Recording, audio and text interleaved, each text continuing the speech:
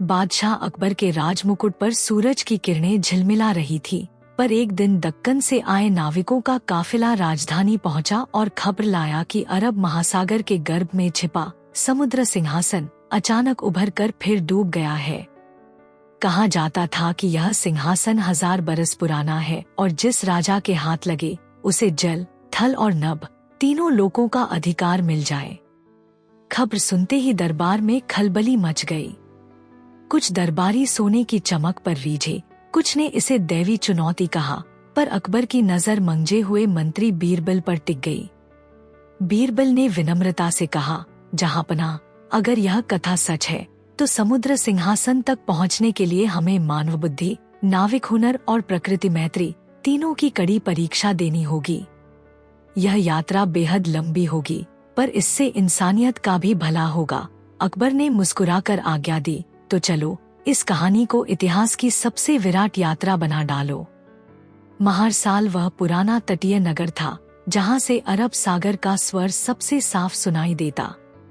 रात को समुंदर गरजता नहीं, बल्कि कोई रहस्यमय गीत गुनगुनाता लगता।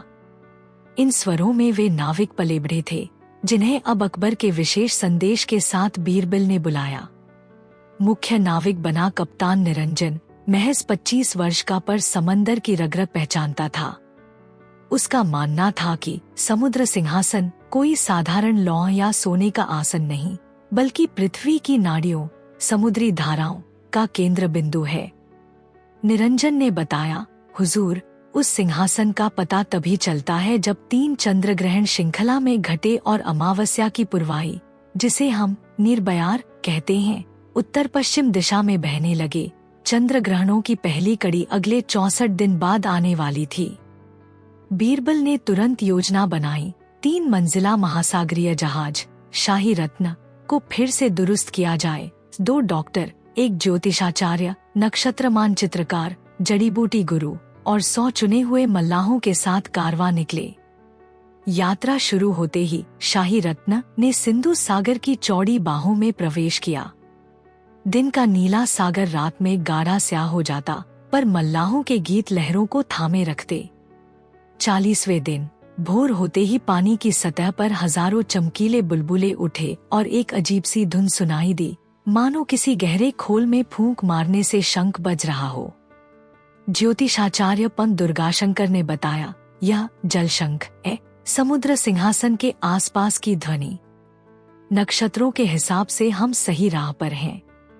रात को बीरबल ने डेक पर तारों की चाल नोट करते हुए निरंजन से कहा, ध्यान रखना, समुद्र जितना उदार है उतना ही चंचल।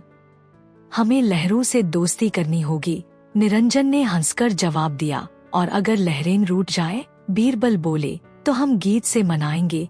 सागरी लहरें संगीत की सबसे पुरानी छात्राएं हैं। 60वें दिन शाही रत्न को दाएं बाएं घुमाता महाचक्रवात आया। स्थानीय मछुआरे जिसे आखिरी आंधी कहते, क्योंकि हर तीसरे दशक यह आंधी कई जहाज निगल जाती। कप्तान निरंजन के आदेश पर पाल समेटे गए, पर लहरों का पागलपन बढ़ता गया।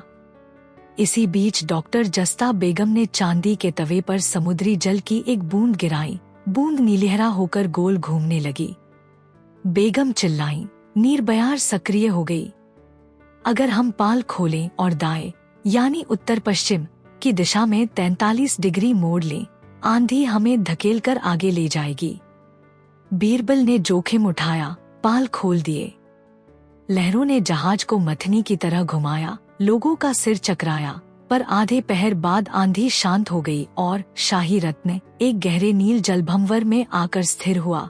भंवर मानो किसी विशाल आसन की गोलमेज जैसा था। सांझ ढलते ही 3/4 चांद ग्रहण की छाया में डूबा और अचानक जल भंवर के बीचों बीच रोशनी फूटी। नीचे स्मारक जैसा कुछ दिख पड़ा, नीलगिरी पत्थर का बना, ऊपर चांदी सा चमकता सिंहासन, जिसे लाखों केकड़े और मोतीसीप जकड़े थे। मल्लाहों ने नाव उतारी। बीरबल, निरंजन, पंत दुर्गाशंकर और चुनिंदा सैनिक रस्सियों के सहारे नीचे उतरे। जैसे ही उन्होंने सिंहासन का पायदान छुआ, पत्थरों पर उभरे प्राचीन ब्राह्मी फारसी मिश्रित अक्षर चमक उठे। जो जल को बांधेगा वही सिंहासन पाएगा, पर बांधने को बांधे नहीं, जल को राह देगा तो जल उसे राज देगा। बीरबल ने अर्थ समझाया, समुद्र बहना चाहता है, रोकेंगे तो गुस्साएगा। हमें जलधाराओं का रास्ता बदलना है, न कि सिंहासन खींच कर ले जाना। पंत दुर्गाशंकर ने नक्शा निकाला, समुद्रतल की 7 जलनाड़ियों का ब्यौरा। यदि 3 मुख्य धारा, वैभवी, नलिनी और अलकतरा को क्रमशः पूर्व, दक्षिण और उत्तर पूर्व की तरफ सटीक कोण पर मोड़ा जाए तो भंवर ढीला पड़ेगा और सिंहासन को क्षति पहुंचे बिना ऊपर लाया जा सकेगा।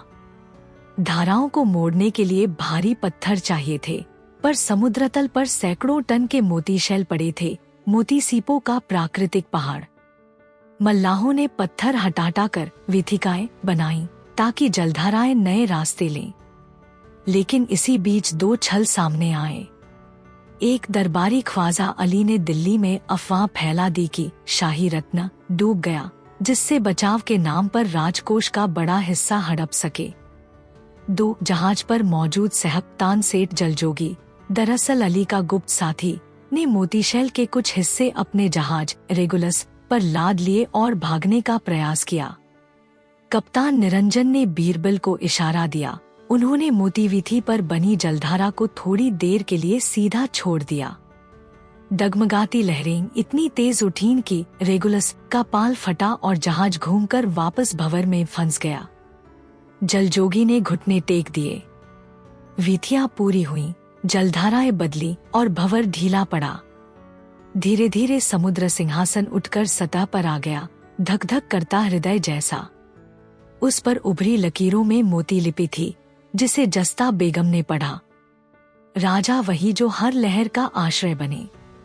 अकबर स्वयं सिंहासन पर बैठने इच्छुक थे, पर बीरबल ने दलील दी, जहांपनाह, समुद्र सिंहासन सत्य का प्रतीक है, जो उसे हथियाने चलेगा वह डूबेगा।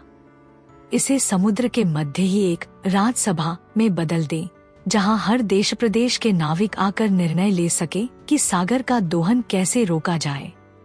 अकबर ने सहर्ष स्वीकारा। 3 माह की मेहनत के बाद सिंहासन के चारों ओर तैरता लकड़ीकांसे का मंच बना, जहां अंतर्राष्ट्रीय नाविक बैठकर समुद्री राजसभा की नींव रखते। नीति बनी, अनावश्यक शिकार रोको, जहाजों का तिलकचरा रोको, तूफान सूचना सब में बांटो। इधर दिल्ली में ख्वाजा अली ने शाही रत्न की मृत्युकथा सुनाकर सोना बटोर लिया। पर जब अकबर का संदेश आया कि अभियान सफल रहा, धाराशायी हुआ दरबार। अली को पकड़कर राजकोष लौटाना पड़ा। दंड के तौर पर उसे समुद्री राजसभा में मगध के सूखे मालवाहक जहाजों पर श्रम देना पड़ा, ताकि समंदर के पसीने का मोल समझ सके। समुद्री राजसभा के लाभ से मिले संसाधनों से अकबर बीरबल ने समुद्री तटों पर ज्ञान लंगर नामक स्कूल श्रृंखला खोली। वहां नाविक बच्चों को नेविगेशन, मौसम विज्ञान, भाषाएं और समुद्री कानून सिखाया जाता। बीरबल ने कहा, सिंहासन का असली अर्थ है ज्ञान साझा करो, शक्तियां घमंड मत करो।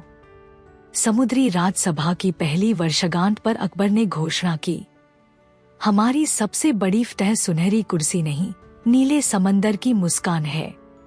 जिसने लहरों का ताज पहनना सीख लिया, उसने मानवता का राज पा लिया। बीरबल ने लहरों की ओर देखते हुए कहा, जहांपनाह, अब हमारी कहानियां बच्चों के कानों में नहीं, लहरों की आवाज में गूंजेंगी। जब भी कोई नाविक तूफान में फंसेगा, उसे याद आएगा, जल को राह दो, वह तुम्हें पार लगा देगा। समुंदर ने थपेड़े मारकर उत्तर दिया, मानो सदा के लिए इस कथा को अपने दिल में दर्ज कर लिया हो। और इस तरह समुद्र सिंहासन ने दुनिया को सिखाया कि असली सिंहासन बांटना है, बांधना नहीं। और जहां बांटने का जज्बा है, वहीं सागर की गहराइयां भी दोस्त बन जाती हैं।